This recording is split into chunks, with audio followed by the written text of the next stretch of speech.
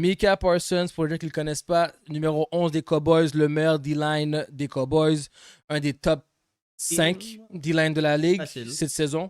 Hutchinson, TJ Watt, Micah, Garrett, Crosby. Il est dans le top 5. Vous pensez qu'il va réussir, il va signer ou il va partir? Et moi, c'est sûr qu'il signe. Ouais, moi aussi.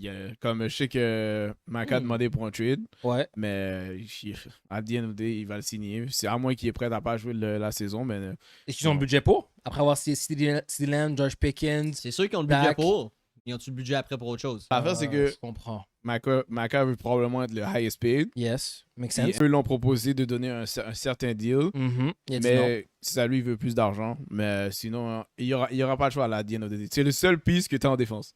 Mais si tu signes Micah, ça veut dire que tu es en train de dire que les prochaines saisons, ils vont go no, it's tu over. signes personne. Tu veux juste draft et espérer que tu hits. Et les jobs sont bons. Ils se mettent dans le même bateau que les Bengals avec T. Higgins puis Jamar Chase. Exactement, mais si t'es Jerry Jones, si t'es à la place de Jerry Jones, est-ce que tu signes Micah ou tu le laisses aller? Parce que, sincèrement, je vous écoute, puis moi je me dis laisse Micah partir parce que on a besoin de rebuild, on a besoin d'avoir des meilleurs trades pour avoir une défense pas élite avec des superstars, mais une défense qui fonctionne comme les Patriots. Il y avait aujourd'hui que les Packers avaient offert 2 first round, 2 second round, un fourth round, je pense, pour Micah Parsons, puis on dit non. Ils ont dit non? Si tu dis non à un haul comme ça veut dire que tu signes le patinet.